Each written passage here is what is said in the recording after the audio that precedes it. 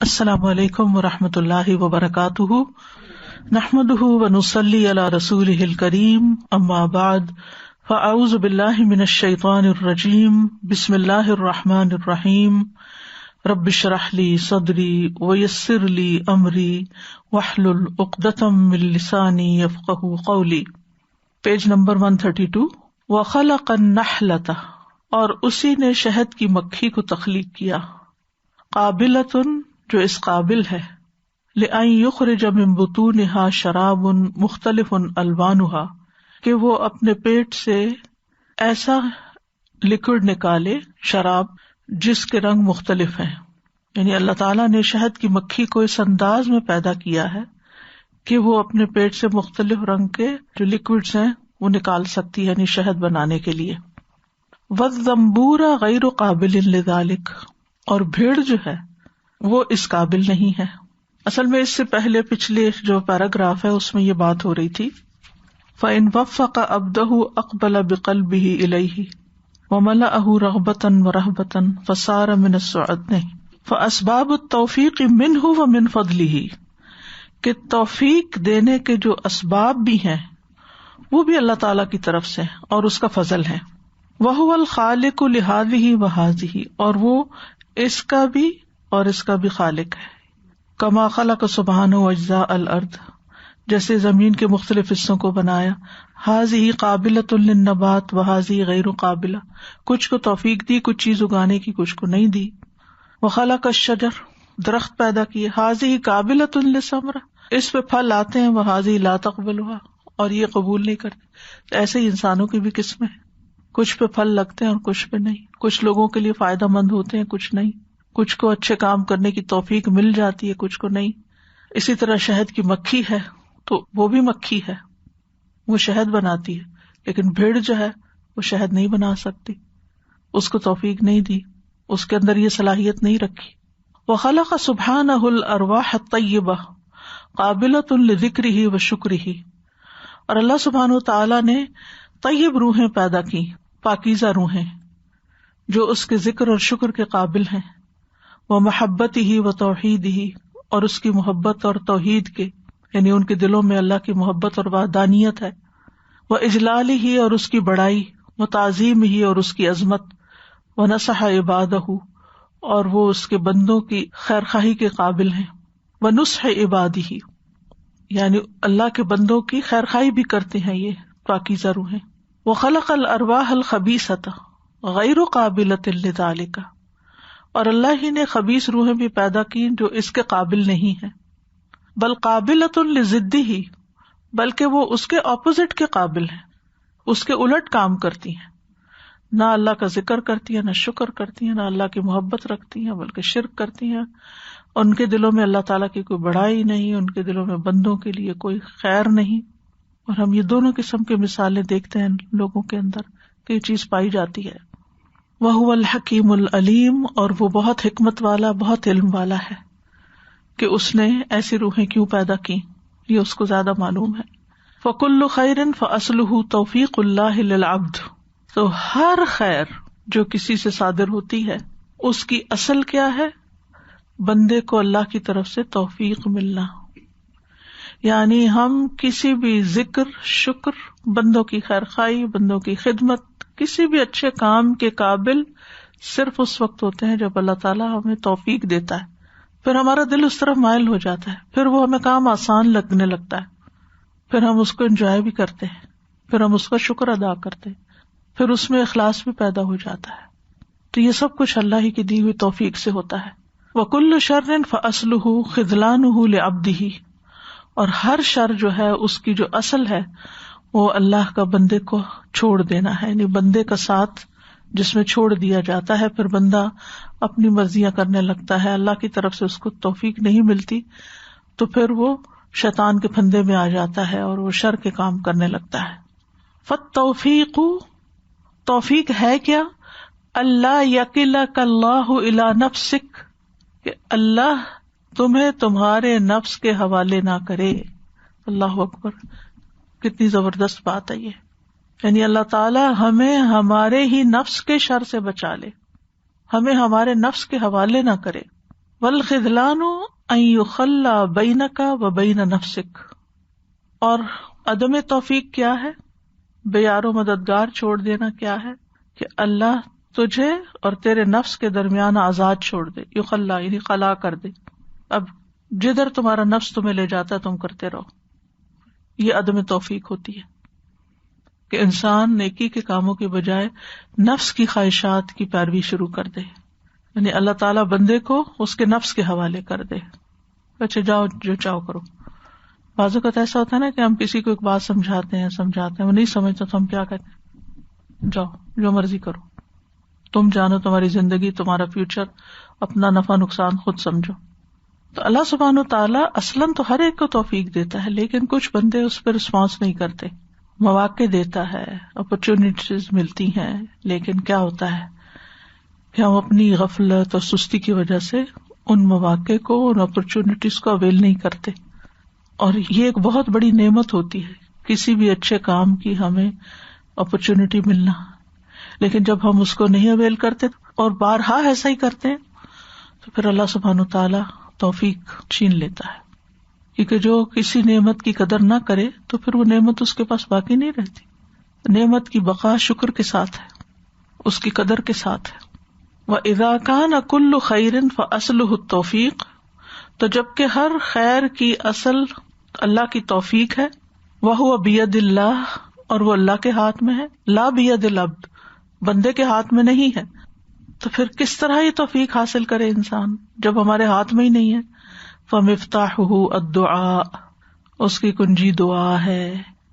یہ بات اگر انسان کو سمجھ آ جائے نا، یہ نقطہ انسان کو سمجھ آ جائے کہ کچھ بھی آپ کرنا چاہتے ہیں آپ اللہ کی طرف رجوع کریں، اللہ کی طرف راغب، جیسے ہر پیغمبر نے کیا، فوراً اللہ کی طرف دوڑتے تھے، نماز پڑھتے تھے، دعا کرتے تھے.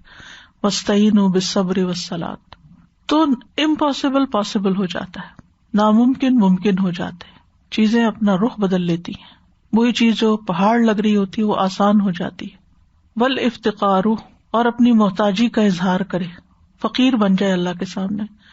ربی انی لما انزلت الی من خیر فقیر، اللہ میں محتاج ہوں، مجھے ضرورت ہے، تو میری مدد فرما، مجھے توفیق دے، میرے لیے آسان کر دے، میں یہ کرنا چاہتا ہوں.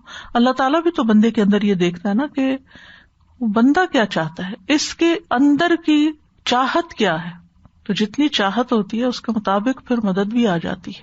لیکن اگر ہم ہی اندر سے کہیں یہ تو ہو نہیں سکتا، یہ کیسے ہو سکتا ہے، یہ میرے لیے تو بہت مشکل ہے، میں تو اس قابل نہیں، کیونکہ بعض اوقات انسان اپنے آپ کو بھی فضول سمجھ رہا ہوتا ہے. یعنی کچھ لوگوں کا اپنے اوپر کوئی اعتماد نہیں ہوتا. اللہ تعالیٰ کی نعمتوں کو چونکہ وہ دیکھتے نہیں ہے نا، کہ اللہ تعالیٰ نے وہ سارے اوزار تو دیے ہیں جو کوئی کام کر سکیں. اللہ نے یہ ہاتھ پاؤں کیوں بنایا، اللہ نے یہ زبان کیوں دی، آنکھیں، کان. پھر اس کے بعد ہمیں جو مزید توفیق ملی کہ ہمیں اتنے مواقع ملے، اللہ نے ہمیں لکھنا، پڑھنا، بولنا، سب کچھ کرنا سکھایا، ہمیں دنیا کے بہت سے ہنر سکھائے. لیکن پھر اگر ہم کسی بھی چیز سے کام نہ لیں اور ہر چیز سے بیزاری ہی دکھائیں تو پھر اللہ تعالیٰ کیوں توفیق دے. یعنی اگر اللہ نے مجھے مثلاً لکھنے کی صلاحیت دی ہے تو ایسے ہی مفت میں تو نہیں دے دی نا، کسی وجہ سے ہی دی، وہ کسی اور کو بھی دے سکتا تھا. اگر اللہ نے مجھے بولنے کی صلاحیت دی ہے تو کسی وجہ سے دی ہے نا، کہ مجھے اس سے کوئی کام لینا ہے.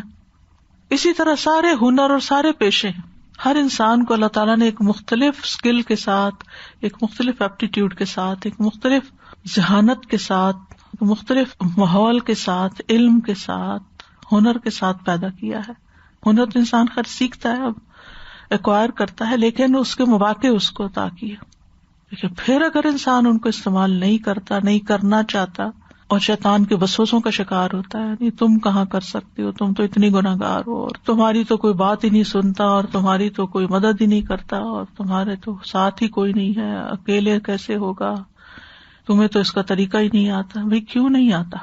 جہاں کہیں انسان کو کوئی کمی ہوتی ہے انسان آگے بڑھ کے اس کو سیکھ سکتا ہے، اور جو محنت کرتا ہے من جد وجد وہ پا لیتا ہے. قدم تو اٹھائے نا، 10 قدم اللہ کی طرف سے آئیں گے، کہ قدم ہی نہیں اٹھانا چاہتے. تو مفتاح کیا ہے، کنجی کیا ہے کسی بھی کام کے کرنے کی؟ دعا ہے. جو اللہ کو پسند ہے نا کام، پھر وہ ہماری بھی پسند ہو جانا چاہیے. جو ہمیں بہت مشکل لگ رہا ہے نا، تو اللہ سے دعا کرنی چاہیے کہ آسان ہو جائے. اور اس کے سامنے اپنی محتاجی اور بے بسی کا اظہار کرے انسان کہ اللہ میں تو فقیر ہوں. وصدق اللجوء، اور سچا رجوع، سچے دل سے اللہ کی طرف توجہ. والرغبت والرہبت، رغبت بھی ہو، امید بھی ہو، رہبت بھی ہو یعنی خوف بھی ہو. وحسن التوجہ الیہ، اور اچھے طریقے سے اللہ کی طرف متوجہ ہونا. ایک ہے چلتے پھرتے بس ایسے ہی کوئی بات کہہ دینا، منہ سے نکال دینا، اور ایک ہے بیٹھ کے اپنے سارے اعضاء کو ڈسٹریکشن سے ہٹا کے. مثال کے طور پر آپ یوں کر سکتے ہیں کہ آپ بیٹھ جائیں کہیں اکیلے میں، اپنے آپ کے ساتھ بیٹھ جائیں، کوئی نہ ہو بیچ میں، اور آنکھیں بند کر لیں تاکہ کوئی ڈسٹریکشن نہ ہو. اپنے کانوں کو بھی بیرونی آوازوں سے الوف کر لیں کہ مجھے نہیں پتا کیا ہو رہا ہے. خاموشی اختیار کریں، پوری طرح اللہ کی طرف متوجہ. اپنے دل سے پوچھے آپ کیا چاہتے ہیں. آپ کچھ کرنا چاہتے ہیں زندگی میں؟ آپ کچھ بننا چاہتے ہیں؟ آپ آخرت کمانا چاہتے ہیں؟ آپ بلند درجات چاہتے ہیں؟ اور اس طرح پھر اللہ سبحانہ وتعالیٰ کی طرف متوجہ. یہ جو تہجد کا وقت رکھا گیا یہ اسی وجہ سے کہ ساری آؤٹ سائڈ ڈسٹریکشن ختم ہو جاتی ہیں اور انسان پوری طرح اللہ کی طرف متوجہ ہوتا ہے. یہ ہونے کے پورے چانسز ہوتے ہیں. تو حسن التوجہ الیہ، ایک ہے اللہ کی طرف توجہ کرنا، اور ایک ہے حسن التوجہ، بہت خوبصورتی کے ساتھ توجہ کرنا. فمتى أعطى الله العبد هذا المفتاح، تو جب اللہ بندے کو یہ کنجی دے دیتا ہے، فقد أراد أن يفتح له أبواب الخير والبركات، تو یقیناً اس نے ارادہ کر لیا کہ وہ اس بندے کے لیے خیر اور برکتوں کے دروازے کھول دے. یعنی جس کو اللہ نے دعا کی توفیق دے دی نا، اور سچے معنوں میں اللہ کی طرف راغب ہونے کی، بس سمجھے کہ پھر رستہ کھل گیا. ومتى أضله عن المفتاح، اور جس سے یہ چابی گم کر دی، بقی باب الخیر مرتجا علیہ وہو واقف دونہ، تو اس پر خیر کا دروازہ بند ہو گیا، مرتج، اور وہ اس کے سامنے ہی کھڑا ہوتا ہے. یعنی خیر سامنے پڑی ہے. مثال کے طور پہ آپ کے پاس کمپیوٹر بھی ہے، آپ کو ٹائپنگ اسکلز بھی ہیں، آپ کو آئیڈیاز بھی آتے ہیں، آپ کے پاس قلم بھی اچھے سے اچھا ہے، آپ کے پاس رائٹنگ پیڈ بھی بہت اچھا ہے، آپ کے پاس دن کا کوئی وقت بھی ہے، سب کچھ. پھر بھی آپ نہیں بیٹھتے کیونکہ آپ کا نفس نہیں قابو میں آ رہا، نفس نہیں چاہ رہا. نفس چاہ رہا ہے لیٹ جاؤ، کچھ کھا لو، کچھ باتیں کر لو، کچھ ادھر ادھر ہو جاؤ. کیا اپنے اوپر ٹینشن ڈالنا، یہ کیوں کرنا. جو لوگ نماز نہیں پڑھتے ایسا تو نہیں کہ ان کے پاس وقت نہیں ہوتا، اور جو پڑھتے ہیں ایسا تو نہیں کہ ان کے دن میں کچھ گھنٹے زیادہ ان کو ملے ہوئے ہیں کہ وہ نمازیں پوری کر رہے ہوتے ہیں. فرق صرف توفیق کا ہے. جنہوں نے پڑھنی نہیں وہ اسی وقت کو ادھر ادھر گنوا دیں گے. وہو واقف دونہ، وہ اس خیر کے دروازے کے سامنے کھڑا ہے، نہ وہ ناک کرتا ہے، نہ وہ کھولتا ہے، نہ وہ اندر جاتا ہے، نہ وہ خیر پاتا ہے. پھر وہ علی قدر نیت العبد و ہمتہ و رغبتہ فی ذلک، تو بندے کی نیت اور اس کی ہمت اور اس کی رغبت، یعنی کتنا راغب ہے، فی ذالک، اس میں، اس کے مطابق یکون توفیقہ سبحانہ و اعانتہ، اسے اللہ کی توفیق اور مدد ملتی ہے. فالمعونۃ تنزل من اللہ علی عبادتہ، تو اللہ سبحانہ و تعالیٰ کی طرف سے مدد اترتی ہے، عون سے ہے معونت، بقدر ہمہم ورغبتہم ورہبتہم، ان کے ارادے کے مطابق، ان کی رغبت اور ان کی رہبت کے مطابق. یعنی رغبت چاہت کتنی ہے ان کی اس کام میں، اور رہبت کے نہ کیا تو کانسیکوینسز کیا ہے، ڈر کتنا ہے ان کے اندر. کیونکہ دونوں چیزیں ہو نا پھر ہی بیلنس ہوتا ہے. کیونکہ بعض اوقات چاہت کسی حد تک ہوتی ہے لیکن پھر نفس غالب آ جاتا ہے، چاہت پیچھے رہ جاتی ہے. ہم بہت دفعہ کہتے ہیں میں چاہتا ہوں، میں یہ کروں، میں یہ چاہتا ہوں، میں وہ چاہتا ہوں، لیکن کرتے کراتے کچھ نہیں، کیونکہ رغبت نہیں ہے. ڈر نہیں ہے کہ اگر نہیں کیا تو پھر ہوگا کیا. کیونکہ کچھ خیر کے کام تو فرائض کے درجے میں ہیں، اور کچھ کام ایسے ہیں کہ جو نفلی ہیں، جو انسان کی خیر کو بڑھاتے ہیں. تو اللہ کی محبت پانے کے لیے صرف فرائض تو کافی نہیں ہے، نوافل بھی ضروری ہے اس کے تقرب کے لیے، چاہے وہ کسی بھی کام میں ہو. مثلا نفس سجھاتا نا یہ کام کون سا تم پہ فرض ہے، مثلا کسی کو پڑھانا، یہ تمہاری تھوڑی ذمہ داری ہے. علماء ہے نا، پڑھاتے رہیں گے، ان کو پڑھانا چاہیے، فلاں کو پڑھانا چاہیے، فلاں کو کرنا چاہیے. آپ اپنے آپ کو بڑی اچھی تسلیاں دے دیں گے. اسی طرح کوئی بھی کام جو آپ کر سکتے ہیں تو آپ اپنے آپ کو کہہ سکتے ہیں مجھے قید تو نہیں اس کی کہ میں ہی کروں، میرے اوپر کوئی پابندی تو نہیں، مجھے کہیں سے اسائن تو نہیں کیا گیا، مجھے کسی نے دیا تو نہیں یہ کام کہ میں ضرور یہ کروں. ٹھیک ہے کرنا ہوگا کر لوں گی، جب میرے لیے آسانی ہوگی کر لوں گی. لیکن اگر آپ انسان کو پتا چلے نا، اس بات کا ڈر پیدا ہو کہ جو بھی اللہ نے نعمت دی اس کا حساب ہونا ہے، کہ اے بندے تو یہ کام کر سکتا تھا، تو نے کیا کیوں نہ، صرف نفس کی باتیں مان کر. کیونکہ بہت دفعہ ایسا ہی ہوتا ہے کہ ہم ایک اچھا کام کر سکتے ہیں اور وہ ہم ہی کو کرنا ہوتا ہے، کیونکہ وہ اللہ نے صلاحیت ہم کو دی ہوتی ہے، لیکن ہم صرف اپنی سستی کے مارے نہیں کرتے. تو پھر پوچھا بھی جائے گا، حساب بھی ہوگا. کوئی بھی نعمت مفت میں نہیں ملی ہوئی کہ ہم مرضی ہو تو اس کو اچھے کام میں استعمال کریں اور مرضی نہیں تو نہ کریں، یا جو مرضی کریں. مدد، سپورٹ، یعنی جب وہ انسان اس راستے پہ چل پڑے گا تو پھر اس کو مددگار بھی مل جائیں گے، اس کو ایسے اسباب مل جائیں گے، ایسے حالات مل جائیں گے. یعنی پہلے تو یہ ہے کہ اس کے اندر اللہ تعالیٰ ایک شدید رغبت ڈال دے گا، وہ قدم اٹھا لے گا، پھر اللہ کی مدد آ جائے گی، پھر لوگ ملتے رہے، کارواں بڑھتا رہا. ٹھیک ہے نا. تو تنہائی چلتے ہیں. آپ کوئی بھی کام آپ نے کرنا جو آپ کے دل میں اللہ تعالیٰ نے ڈالا ہے، تو آپ تنہا ہوتے ہیں ابتدا میں، پھر لائک مائنڈیڈ پیپل آپ کے ساتھ مل جاتے ہیں، پھر آپ کی ذمہ داریوں کو بانٹ لیتے ہیں، پھر آپ کے مددگار اور خیر خواہ بن جاتے ہیں. تو مدد تو پھر کئی طرح سے آتی ہے، یعنی افراد کی شکل میں بھی آتی ہے، وسائل کی شکل میں بھی آتی ہے کہ آپ پہلے ایک طرح سے ایک کام کر رہے ہوتے ہیں، ٹیکنالوجی میں تبدیلی آتی ہے، آپ دوسرا راستہ اختیار کر لیتے ہیں، بہت فائدے ہوتے ہیں انسان کو، بہت سی مدد آ جاتی ہے. والخذلان ينزل عليهم على حسب ذلك، اور عدم توفیق بھی اسی کے مطابق ہوتی ہے. یعنی جس طریقے سے توفیق ملتی ہے اور مدد ملتی ہے، اس کے اپوزٹ ہمارے رویے ہوں تو پھر اللہ کی مدد اور توفیق چلی جاتی ہے. یعنی نہ اگر ہم دعا کر رہے ہیں، ہم کوئی ارادہ ہی نہیں کر رہے، ہم سوچ ہی نہیں رہے اس بارے میں. واللہ بصیر بالعباد، اور اللہ بندوں کو دیکھ رہا ہے. وہو الحکیم العلیم، اور وہ حکمت والا، علم والا ہے. یدع التوفیق فی مواضعہ اللائقۃ بہ، وہ توفیق وہاں رکھتا ہے جو اس کے لائق جگہ ہوتی ہیں. مواد، موضع کی جمع، لائق بھی یعنی جس کے وہ قابل ہوتی ہے.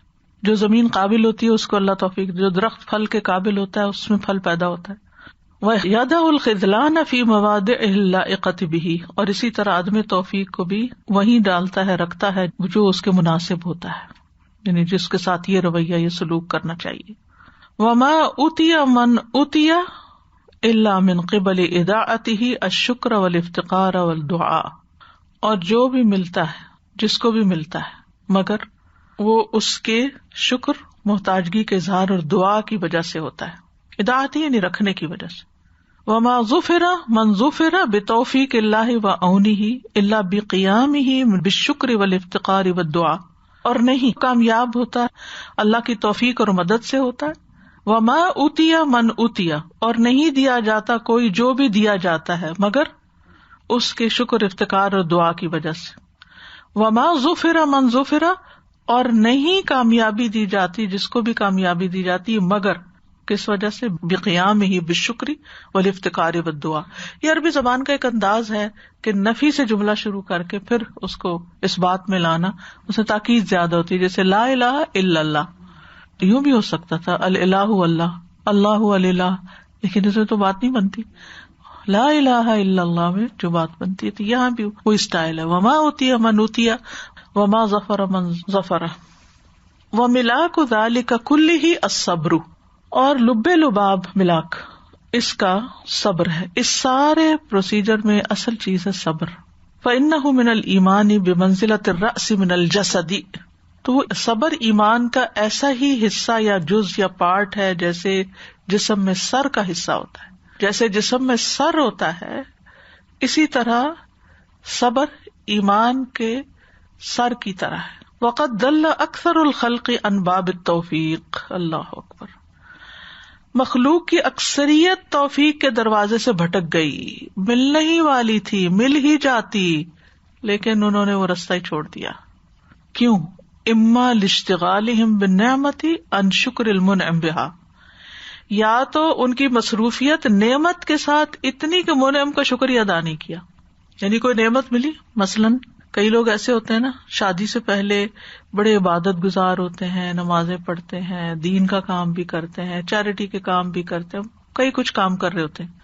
جو ہی لڑکی کی شادی ہوئی، کچھ شوہر کی محبت ملی، کچھ سسرال میں آؤ بھگت ہوئی، کوئی نیا گھر ملا، کھانے پینے پہننے اوڑھنے کچھ خوشیاں ملی، تو اتنی غفلت بعض اوقات کچھ لوگوں پہ طاری ہو جاتی ہے کہ وہ اپنی اصل بنیادی فرائض میں بھی تاخیر کرنے لگتے ہیں، نمازوں سے بھی غافل ہوتے ہیں. مجھ سے خود آ کے کئی لوگوں نے کہا.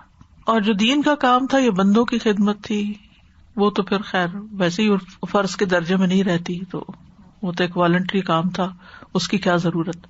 اسی طرح کچھ لوگ پھر بھی اسٹیبل رہتے ہیں، شادی ہوئی، اوپر نیچے ہوا، تھوڑے دن لگے، پھر واپس ٹریک پہ آ گئے. جو ہی پہلا بچہ ہوا سب کچھ بھول گیا، نمازوں میں کوتاہی کیا ہے، وہ بچے پیشاب کر دیتے ہیں، بچے رونے لگتے ہیں، بچہ یہ کرتا ہے، بچہ وہ کرتا ہے، بچے کا بہانہ بنا کے بہت ساری ذمہ داریوں سے فرار. تو اسی طرح یہ انسان کے اندر ایک کمزوری ہے کہ اس کا نفس اس کو ٹیک دیتا رہتا ہے، بہانے اس کے لیے بناتا رہتا ہے کہ تم بالکل جسٹیفائڈ ہو کیونکہ اب تمہارے ساتھ یہ مسئلہ پیدا ہو گیا ہے، اس لیے اب تم اس کام کے قابل نہیں رہے. کوئی چھوٹی سی بیماری آئی بس اس کو بہانہ بنا لیا، اور جو کرنے کے کام ہیں، جو فرائض ہیں، ان سے دستبردار ہو گیا. یعنی کچھ بھی ہماری زندگی میں اونچ نیچ ہوتی ہے تو وہ کیوں ہوتی ہے؟ ہمیں ٹیسٹ کرنے کے لیے ہوتی ہے کہ اب یہ کتنی اسٹیبلٹی دکھاتا ہے. کیونکہ عام حالات میں نماز پڑھنا مشکل ہوتی ہے، بیماری میں تو اور زیادہ مشکل ہو جاتی. اگرچہ ساتھ سہولتیں میں تیمم کر سکتے ہیں، بیٹھ کے پڑھ لیں، اشاروں سے پڑھ لیں، لیکن بہت سے لوگ چھوڑ ہی دیتے ہیں.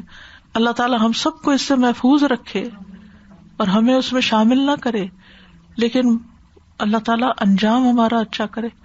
کچھ لوگوں کے جب پتہ چلتا نا ڈیتھ کے قریب کے دن، حالات، بیماری کے دن، سن کے بہت دل کو تکلیف ہوتی ہے کہ ساری ساری زندگی نماز کی پابندی کرنے والے آخری وقت میں نہیں پڑھ سکے، چاہے ناپاک ہونے کی وجہ سے، چاہے تھکاوٹ کی وجہ سے، چاہے دوائیوں کے اثر کی وجہ سے. اللہ تعالیٰ ہم سب کو اس سے محفوظ رکھے. اور وَاعْبُدْ رَبَّكَ حَتَّىٰ يَأْتِيَكَ الْيَقِينُ، آخری نماز تک اللہ ہمیں توفیق دے پڑھنے کی، اور ہماری یہ چاہت رہے کہ یہ نعمت ہم سے نہ چھنے. لیکن اللہ تعالیٰ بھی ٹیسٹ کرتا ہے نا کہ عام حالات میں مصروفیت کا بہانہ کر کے نمازیں قضا کرتے ہو یا پھر بیماری کا بہانہ کر کے نمازیں چھوڑ بیٹھتے ہو. لیکن جس دل میں لگن ہوگی نا اور فرض کی تاکید ہوگی، تو کئی ایسے لوگ بھی اس کے برعکس دیکھے گئے ہیں کہ جو وینٹیلیٹر پہ بھی ہوتے ہیں، بے ہوش ہوتے ہیں، کومے میں ہوتے ہیں، اور نمازوں کے وقت پر وہ اشارے کرنا شروع کر دیتے ہیں، نمازیں پڑھ رہے ہوتے ہیں، وہیں لیٹے لیٹے اشاروں میں نمازیں شروع ہو جاتی ہیں ان کی. یہ بھی بڑی حیرانی کی بات ہوتی کہ یہ کیا ہو رہا ہے، اس بندے کو ہوش ہی نہیں ہے اور یہ نمازیں ادا کر رہا ہے.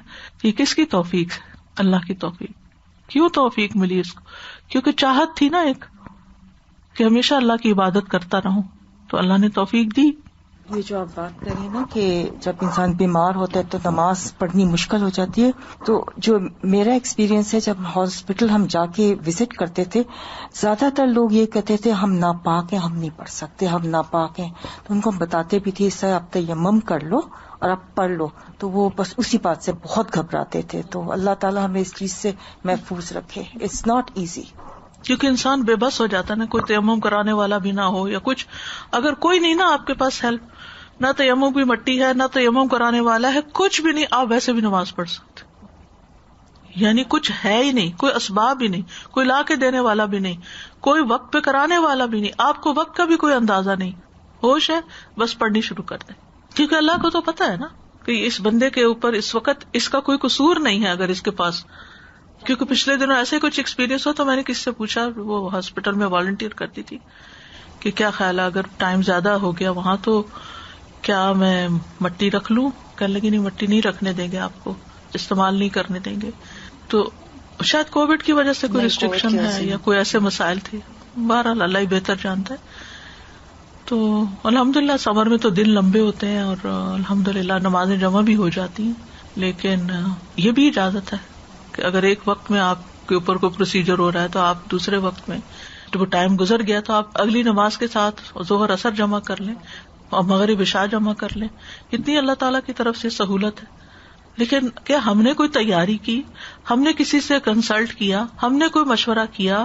ہم نے کوئی پروگرام پلان بنایا کہ ہم ٹریول کرنے والے ہیں یا ہم بیمار ہونے والے ہیں تو ہم نے نماز کا کیا کرنا ہے؟ ہم شاپنگ پہ جانے والے ہیں، ہم نے نماز کا کیا کرنا ہے؟ ہم شادی پہ جانے والے ہیں، نماز کا کیا ہوگا؟ تو کچھ لوگ تو ہر چیز پر یہی پہلے سوچتے ہیں، اور کچھ لوگ جو ہیں وہ پرواہ نہیں کرتے کہ دیکھا جائے گا پھر. نہ وضو کر کے جاتے ہیں، نہ تیاری کر کے جاتے ہیں، نہ ایسا لباس پہن کے جاتے ہیں، تو پھر آپ تو خود اپنے رویے سے بتا رہے ہیں کہ آپ کو فکر ہی نہیں ہے نماز کی. استاذہ جی جیسے آپ نے فرمایا نا کہ بہانہ ڈھونڈتے ہیں ہم، بیماری آ گئی تو نماز ختم، تو آپ کی والدہ کے بارے میں پتہ نہیں یا تو بک میں ہے یا تیمیہ نے مجھے شیئر کیا تھا کہ ان کو بہت شوق تھا کہ میری سجدے میں وفات ہو، اللہ تعالیٰ سے جب مجھے ملنا ہو، تو کہنے لگی کہ ذرا سی بھی ان کی طبیعت خراب ہوتی تھی تو جلدی سے وضو کر کے تو نماز کے لیے کھڑی ہو جاتی تھی. ان کو لگتا تھا کہ شاید یہ میرا آخری وقت نہ ہو اور میں ان کا واقعی جو آخری اختیاری عمل تھا نا، اختیاری عمل ایک طرح کہ پھر وہ چلی گئی قومے میں چلی گئی، وہ تو الگ بات ہے. تو ہوا یہ کہ ان کو جب شاید سر میں یا کہاں ان کو تکلیف آئی تھی، کارڈیاک اریسٹ ٹائپ چیز تھی کوئی، تو ان کو جو فیل ہوا نا کہ میں اب اسٹیبل نہیں ہوں یا مجھے پہ لگتا ہے کہ جیسے میرا آخری وقت آ گیا، فوراً جا کے وضو کیا اور آ کے نماز کے لیے کھڑی ہوئی، اور نماز میں ہی وہ گری اور ان کا زخم بھی چہرے پر تھا، یعنی پیشانی پہ تھا یا کہاں تھا، اور پھر وہاں سے ان کو اٹھا کے تو اسٹریچر پہ ڈال کے پھر ہاسپٹل لے گئے. یعنی آخری اختیاری عمل. ایک تو ہے نا کہ جب ان کی پھر تو بیڈ پہ چلی گئی، پھر ان کو سیڈیٹ کر دیا گیا اور وہ جتنا بھی 2-4 دن ہاسپٹل میں رہی، تو پھر وہ نیتوں کے ساتھ ہی ہے نا کہ جب انسان کو یہ فیل ہو کہ جانے لگا ہوں تو بھاگے اللہ کی طرف، جا تو رہی ہیں اسی حال میں چلے جائیں.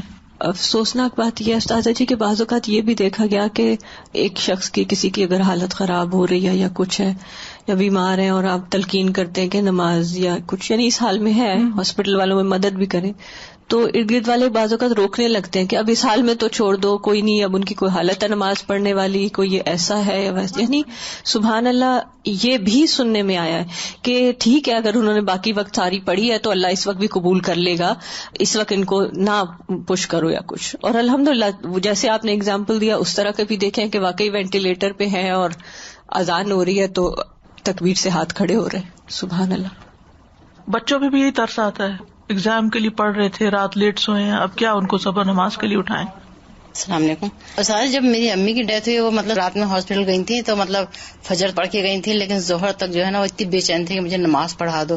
تو نسرین قریب میں تھی ان کے، تو ان سے کہنے لگی کہ مجھے وہ تیمم کرا کے مجھے نا نماز پڑھا دو. نسرین کہنے لگی کہ امی ابھی پڑھاتی ہیں آپ کو نا. اتنے نرس آ گئی تو کہنے لگی کہ نسرین نے کہا امی یہ ابھی نرس چلی جائے گی نا پھر میں پڑھا دوں گی آپ کو. اتنی انہیں فکر تھی نمازوں کی. اپنی گھر میں تھی تو بھی ہمیشہ نماز بیٹھ پہ پڑھتی تھی، لیکن پڑھتی تھی، لیکن ہاسپٹل جا کے بھی ان کو بس بے چینی رہی کہ میری نماز ہو جائے ظہر کی نا. تو نرس کے جانے تک جو ہے پھر بالکل ان کا آخری ٹائم آ گیا، پھر بس انہوں نے کلمہ پڑھنا شروع کر دیا. نماز پڑھے بغیر چلی گئی، لیکن یہ کہ نماز کی ان کی فکر تھی، مجھے نماز پڑھا دو نسرین، مجھے نماز پڑھا دو. تو نسرین اتنا گلٹی فیل کرتے ہوئے بھی کہتی ہے میں امی کو اسی وقت پڑھا دیتی تو اچھا تھا، لیکن نرس آ چکی تھی تو اس لیے وہ پڑھا بھی نہیں سکی ان کو. اللہ تعالیٰ تو ان کی نیت جانتا نا.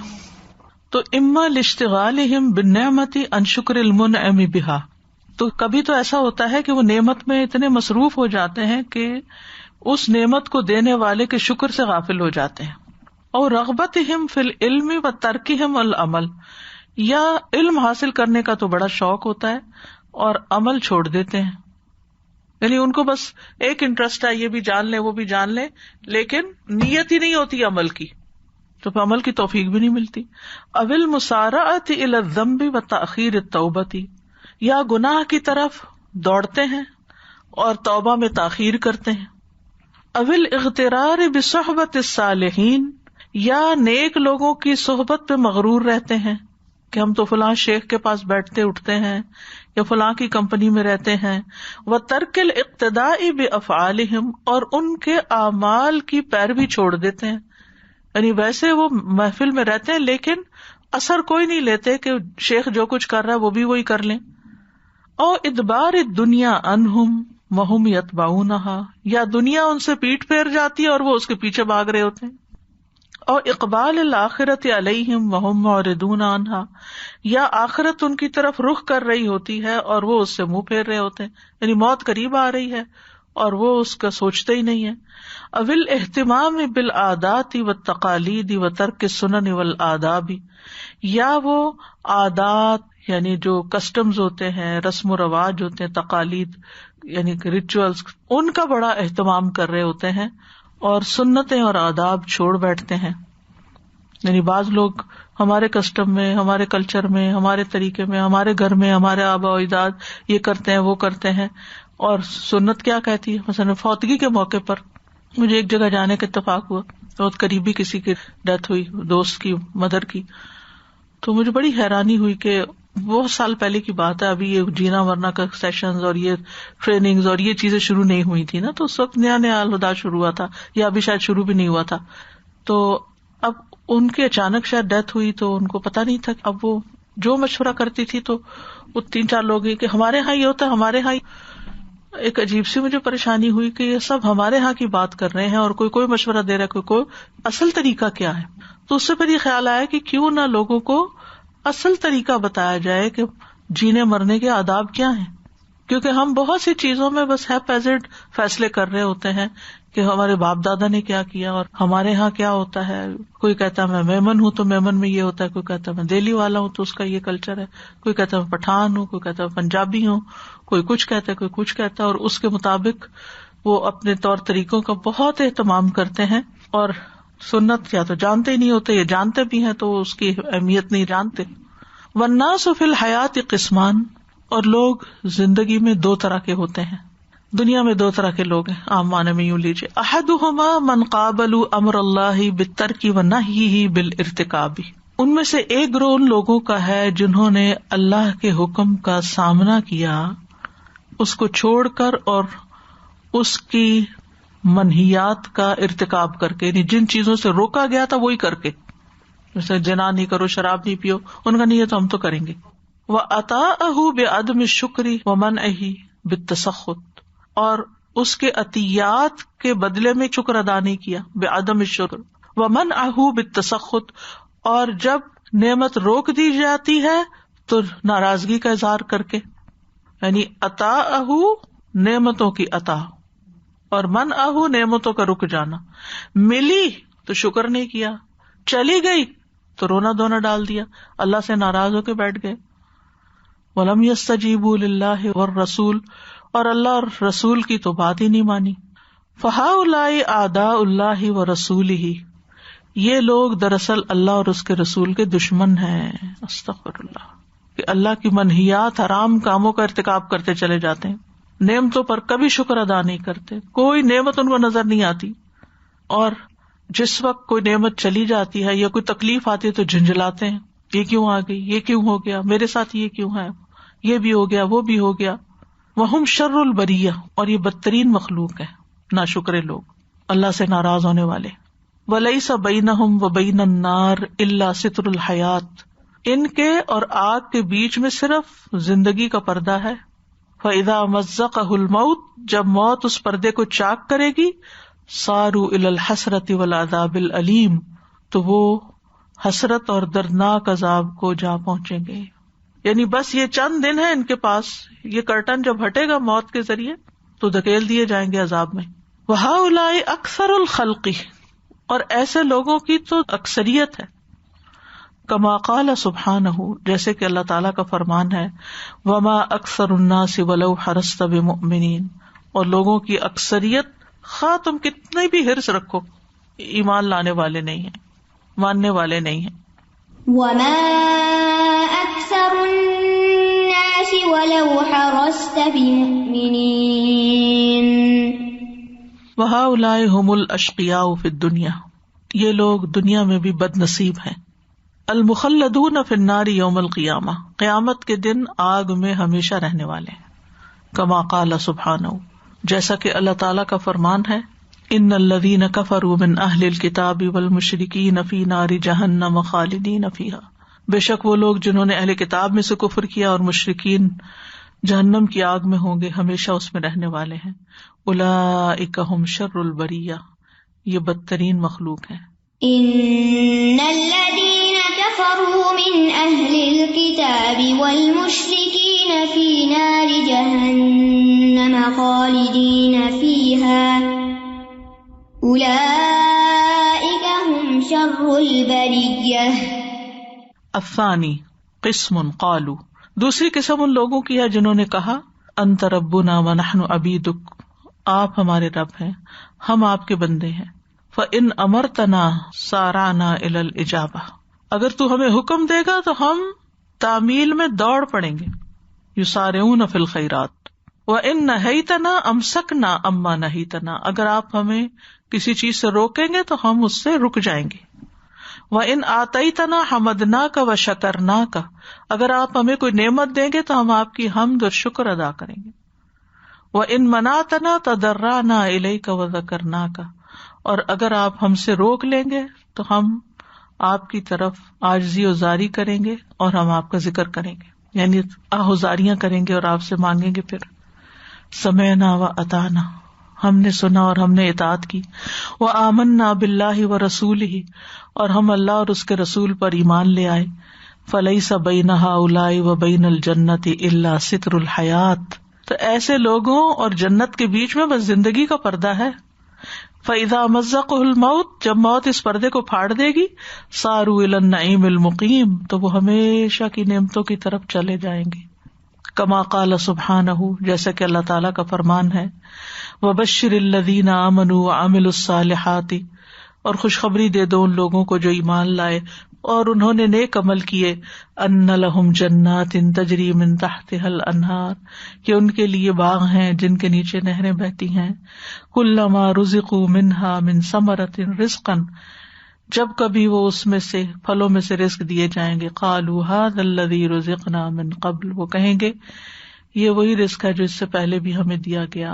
وَأُتُوا بِهِ مُتَشَابِهًا، اور وہ اس سے ملتا جلتا دیے جائیں گے. وَلَهُمْ فِيهَا أَزْوَاجٌ مُطَهَّرَةٌ وَهُمْ فِيهَا خَالِدُونَ، اور ان کے لیے اس میں پاکیزہ بیویاں ہوں گی اور وہ اس میں ہمیشہ رہنے والے ہیں. وَبَشِّرِ الَّذِينَ آمَنُوا وَعَمِلُوا الصَّالِحَاتِ أَنَّ لَهُمْ جَنَّاتٍ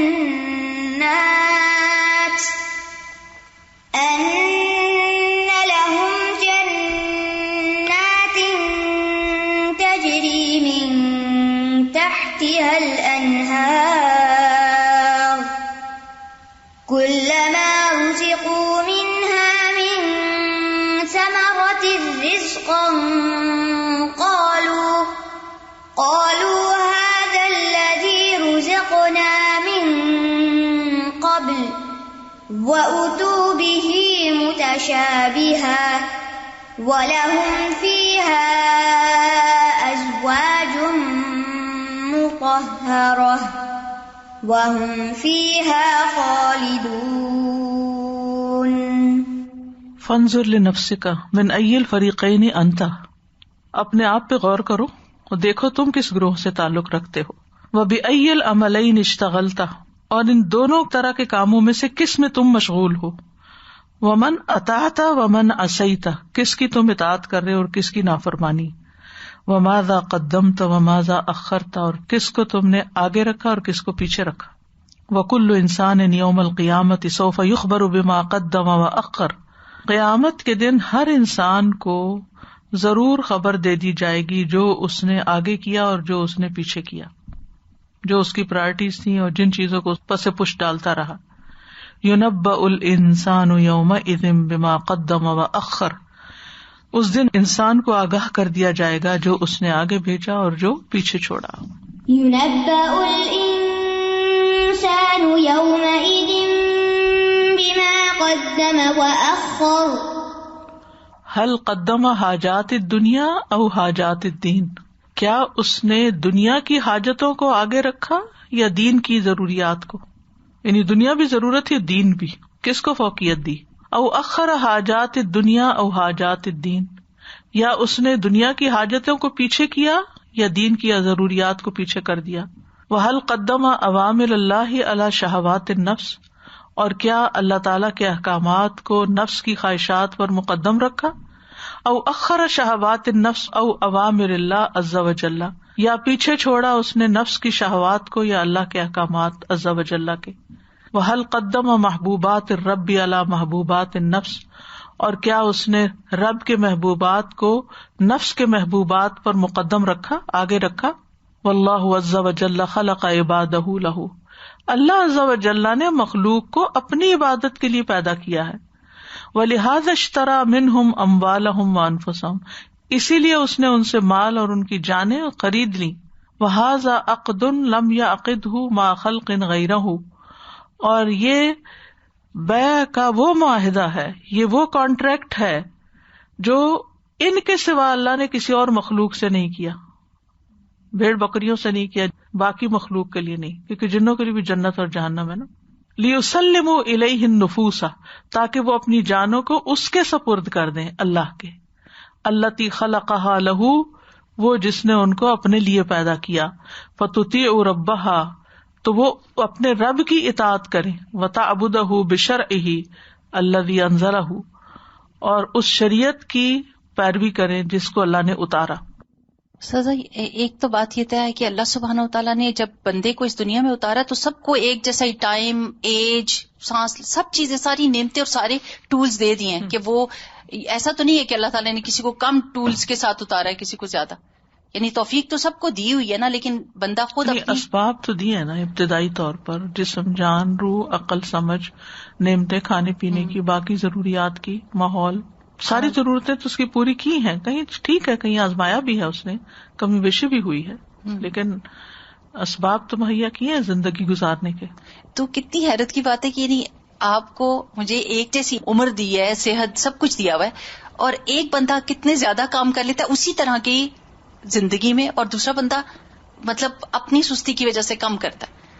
اور استاذہ یہ کہ یہ جو ابھی آپ نے کہا نا کہ اللہ سبحانہ تعالیٰ نے ان کے مال اور ان کے نفس خرید لیے، سارا وقت اگر آپ ایسے بندوں سے بات کریں نا جو ناشکرے ہوتے ہیں، تو وہ کہتے ہیں اللہ تعالیٰ کو چاہیے تھا کہ وہ یہ کریں، اور یہ نہیں دیکھتے کہ انہیں کیا چاہیے تھا. استغفر اللہ، وہ اللہ کو کوشچن کرنے لگتے ہیں. وقد خلق اللہ عبادہ وخلق کل شیء من اجلہم، اللہ نے بندوں کو پیدا کیا اور ان کی خاطر ہر چیز پیدا کی، ساری نعمتیں. جیسا کہ اللہ تعالیٰ کا فرمان ہے، الم ترو، کیا تم نے غور نہیں کیا، ان اللہ سخر لکم، کہ اللہ نے تمہارے لیے مسخر کیا، ما فی السماوات و ما فی الارض، جو آسمانوں میں ہے اور جو زمین میں، واسبغ علیکم نعمہ ظاہرۃ و باطنہ، اور تم پر اپنی ظاہری اور باطنی نعمتیں نچھاور کی. ومن الناس من یجادل فی اللہ بغیر علم، اور لوگوں میں سے کچھ ایسے ہیں جو اللہ کے بارے میں بغیر علم کے جھگڑے کرتے ہیں. ولا ہدی ولا کتاب منیر، ہدایت کے بغیر اور روشن کتاب کے بغیر، یعنی بغیر علم کے، ہدایت کے، اللہ سبحانہ تعالیٰ کو بلیم کرتے رہتے ہیں یا اللہ تعالیٰ کے بارے میں جھگڑتے رہتے ہیں. وکرمہم وفضلہم علی کثیر ممن خلق بالعقل والعلم والبیان والنطق، اللہ نے ان کو عزت بخشی، کس کو؟ انسانوں کو. وفضلہم، اور انہیں فضیلت بخشی، علی کثیر، بہت سو پر، ممن خلق، ان میں سے جن کو اس نے پیدا کیا، بالعقل والعلم، عقل اور علم کے ساتھ، والبیان والنطق، اور بیان اور بولنے کے ساتھ، والشکل وصورت الحسنہ، اور اچھی شکل و صورت کے ساتھ، والہیئۃ الشریفۃ، اور بہترین حالت کے ساتھ، واکتساب العلوم، اور علم حاصل کرنے کی صلاحیت دے کر، والتخلق بالاخلاق الشریفۃ الفاضلۃ، اور اچھے بہترین اخلاق عطا کر کے، جیسے نیکی، بن البر والصدق والایمان والطاعۃ والانقیاد، جیسے نیکی اور سچائی اور ایمان اور اطاعت اور سر تسلیم خم کرنا. یعنی اللہ سبحانہ تعالیٰ نے تو بندوں کو یہ سب کچھ عطا کیا تھا. وقد اشترى اللہ عز وجل من المؤمنین انفسهم واموالهم، اور مومنوں سے تو اللہ نے ان کے جان و مال خرید لیے ہیں. وجعل ثمن ذلك الجنہ، اور ان کی قیمت جنت رکھی ہے. کما قال سبحانہ، جیسے کہ اللہ تعالیٰ کا فرمان ہے، ان اللہ اشترى من المؤمنین انفسهم واموالهم بان لهم الجنہ، بے شک اللہ نے مومنوں سے ان کے جان اور ان کے مال خرید لیے ہیں کیونکہ ان کے لیے جنت ہے. ان اللہ اشترى من المؤمنین انفسهم واموالهم بان لهم الجنہ. وهذا الشراء، اور یہ سودا یعنی خریدنے کا عمل، دلیل، اس بات کی دلیل ہے، الا انہا محبوبۃ للہ، کہ وہ اللہ کا پیارا ہے، مصطفیٰ عندہ، اس کے ہاں چنا ہوا ہے، مردیۃ لدیہ، اس کے ہاں پسندیدہ ہے. وقدر السلعۃ یعرف بجلالۃ قدر مشتریہا وبمقدار ثمنہا، اور کسی سامان تجارت کی قدر و قیمت، ویلیو، قدر کہتا ہے ویلیو کو، یعرف پہچانی جاتی ہے، کس سے؟ بجلالۃ قدر مشتریہا، اس کے خریدنے والے کی بزرگی اور عظمت کے مطابق، وہ بمقدار ثمنھا، اور اس کی قیمت کے. یعنی جب کوئی ڈیل ہوتی ہے، کوئی سودا ہوتا ہے، تو یہ دیکھا جاتا ہے کہ لے کون رہا ہے، خرید کون رہا ہے، اور کیا پے کر رہا ہے. فَإِذَا عَرَفَ الْإِنسَانُ قَدْرَ السِّلْعَةِ، پھر اگر انسان اس سودے کو پہچان لیتا ہے، عرف مشتریها، خریدنے والے کو پہچانتا ہے، وعرف ثمن المبذول فیها، اور اس میں لگائی جانے والی قیمت پہچانتا ہے، علم شأنها ومرتبتها فی الوجود، تو وہ جان لیتا ہے کہ اس سودے کی کیا شان ہے اور کائنات میں اس کا کیا مرتبہ اور مقام ہے. فالصلعۃ، تو سامان تجارت، انت ایھا المؤمن، اے مومن تم خود ہو، تم بک رہے ہو، واللہ المشتری، خریدار اللہ ہے. اللہ اکبر. مجھے یاد ہے کہ جب میں نے ایک دفعہ یہ آیت پڑھائی ایک بیچ کو، تو بعد میں کچھ اسٹوڈینٹس کو جب کوئی کام کہتے تو وہ اتنے اچھے طریقے سے جواب دیتے، حاضر، ہم تو بکے ہوئے لوگ ہیں، ہمیں تو کوئی مسئلہ ہی نہیں، ہمیں کوئی رکاوٹ نہیں، ہر چیز کریں گے. تو ہم میں سے کبھی کسی نے نہیں سوچا ہم تو بکے ہوئے ہیں، کہ ہمیں جنت چاہیے تو بکنا ہی پڑے گا نا. واللہ المشتری، اور اللہ خریدار ہے، والثمن الجنہ، اور قیمت تو جنت ہے، والنظر الی وجہ الرب، اور رب تعالی کے چہرے کی طرف دیکھنا. اللہ اکبر، یہ کوئی معمولی چیز ہے. وسماع کلامہ، اور اس کا کلام سننا، فی دار الامن والسلام والخلود، امن، سلامتی اور خلود، ہمیشگی کے گھر میں. اس سے بڑی خوشی کیا ہو؟ سارے غم دور ہو جائیں گے. چند دن کی تو بات ہے، پتہ نہیں کتنے دن اور ہیں دنیا میں، تو بک جائیں اللہ کے لیے تو اور کیا چاہیے، اس کے غلام بن جائیں. واللہ عز وجل هو الملک العزیز الجبار، اور اللہ عز وجل وہی اصل بادشاہ ہے، غالب ہے، قوت والا ہے. لا يستفی لنفسه الا اعز الاشیاء واشرفها واعظمها قیمتا وقدرا، وہ اپنی ذات کے لیے نہیں چنتا مگر سب سے زیادہ قیمتی، بہترین، عظیم چیزوں کو قیمت اور قدر کے لحاظ سے. ہر ایک کو نہیں خریدتا وہ، یعنی ہر کوئی اللہ کے پسند میں نہیں ہے کہ وہ اس کو خرید لے اور اس کے بدلے اس کو جنت دے. وَإِذَا كَانَ الرَّبُّ قَدِ اخْتَارَ الْعَبْدَ لِنَفْسِهِ، پھر اگر رب تعالیٰ نے بندے کو اپنی ذات کے لیے چن لیا، وَارْتَضَاهُ لِمَعْرِفَتِهِ وَمَحَبَّتِهِ، اور اس کو اپنی معرفت اور محبت کے لیے پسند کر لیا، وَبَنَا لَهُ دَارًا فِي جَوَارِهِ وَقُرْبِهِ، اور اس کے لیے گھر بنا دیا اپنے ہی ہمسائیگی اور قرب میں. رب ابن لی عندک بیتا فی الجنہ، وجعل ملائکتہ خدمہ، اور ملائکہ کو اس کا خادم بنا دیا. یسعون فی مصالحہ فی یقظتہ ومنامہ، وہ اس کی مصلحتوں میں، اس کے فائدے کی چیزوں میں دوڑ رہے ہوتے ہیں، اس کی جاگنے کی حالت میں اور اس کے سوتے ہوئے بھی، یعنی ہر حال میں اس کے مددگار ہوتے ہیں. نحن اولیاؤکم فی الحیاۃ الدنیا وحیاتہ وموتہ، زندگی میں بھی اور موت کے وقت بھی. وسخر له ما فی السماوات وما فی الارض، اور اللہ نے اس کے لیے ہر اس چیز کو مسخر کر دیا جو آسمانوں اور زمین میں ہے. ثم ان العبد لجہلہ ابقى عن سیدہ ومالکہ موردا عن رداہ، پھر کیا ہوا، بندے نے اپنی جہالت کی وجہ سے اپنے سید، اپنے آقا اور اپنے مالک سے بھاگنا پسند کیا، بھگوڑا بن گیا. موردا عن رداہ، اس کی رضا سے روگردانی کی یا روگردانی کرتے ہوئے. ثم لم یکفہ ذلک حتی خامر علیہ، پھر اتنے پہ ہی کافی نہیں تھا، یہاں تک کہ وہ اس کے ساتھ شامل ہو گیا، یعنی دشمن کے ساتھ. خامر کا مطلب ہے یعنی لحقہ، جا ملا. وصالح عدوہ الشیطان، اور اس کے دشمن شیطان سے مصالحت کر لی، اس سے دوستی کر لی. ووالاہ من دونہ، اور اس کو چھوڑ کر اس سے ولایت یا قریبی تعلق قائم کر لیا. وصار من جندی، اور شیطان کے لشکر میں شامل ہو گیا. مؤثرا لمرضاتہ علی مرضات ولیہ وخالقہ ومالکہ، اور اس کی رضا کو ترجیح دینے لگا اپنے ولی، اپنے خالق، اپنے مالک کی رضامندی پر. فقد باع نفسہ التی اشتراہا منہ الہہ ومالکہ، اور اس نے اپنا نفس فروخت کر دیا، وہ جس کو اس کے مالک نے اس سے خریدا تھا. وجعل ثمنها وجنته والنظر الى وجهه، اور اس کی قیمت جنت اور اس کے چہرے کی طرف دیکھنا رکھا تھا. علی عدوہ الشیطان، شیطان کے مقابلے پر، یعنی اس کو ترجیح دے دی. ابغض خلقہ الیہ، جو اس کی مخلوق میں اس کا سب سے قابل نفرت شخص تھا. واستبدل غضب ربہ برداہ، اور شیطان کو راضی کر کے اپنے رب کو غضبناک کرنے سے بدل لیا. وَلَعْنَتَهُ بِرَحْمَتِهِ وَمَحَبَّتِهِ، اور اللہ کی رحمت اور محبت کی بجائے اس کی لعنت کا مستحق ہوا. فَأَيُّ مَقْتٍ خَلَّى هَذَا الْمَقْتُوعَ عَن نَفْسِهِ، تو کون سی ناراضگی ہے جس کو اس دھوکہ کھائے ہوئے انسان نے اپنے نفس سے الگ کیا. لم يتعرض له من ربه، اس نے اپنے رب کا سامنا نہ کیا. قل ان الخاسرین الذین خسروا انفسهم واهلیہم یوم القیامۃ الا ذلک هو الخسران المبین. کہہ دیجیے خسارے میں تو دراصل وہ لوگ ہیں جنہوں نے اپنے آپ اور اپنے گھر والوں کو خسارے میں ڈالا قیامت کے دن. خبردار، یہی دراصل کھلا خسارہ ہے. قل ان الخاسرین الذین خسروا انفسهم واهلیہم یوم القیامہ الا ذلک هو الخسران المبین.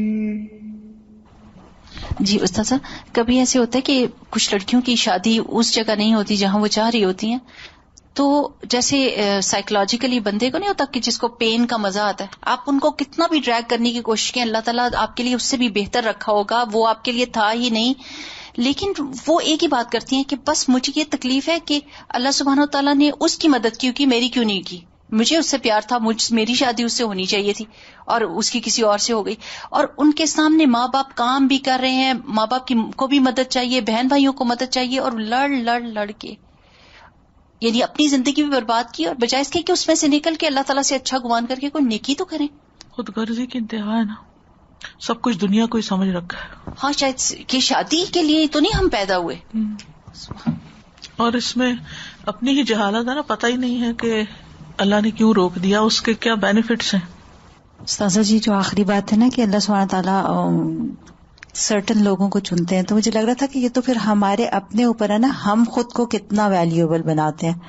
یہ تو ساری پھر ہماری پرائرٹیز کیا ہیں. جی، اور ہم خود کو اس لیول تک لے کے آئیں کہ اللہ سبحانہ تعالیٰ کے آگے بکنے والا بنائے خود کو.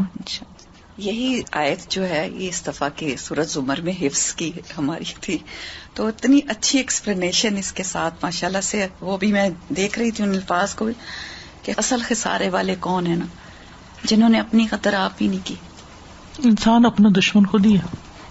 وآخر دعوانا ان الحمد للہ رب العالمین. سبحانک اللہم وبحمدک، اشہد ان لا الہ الا انت، استغفرک واتوب الیک. السلام علیکم ورحمۃ اللہ وبرکاتہ.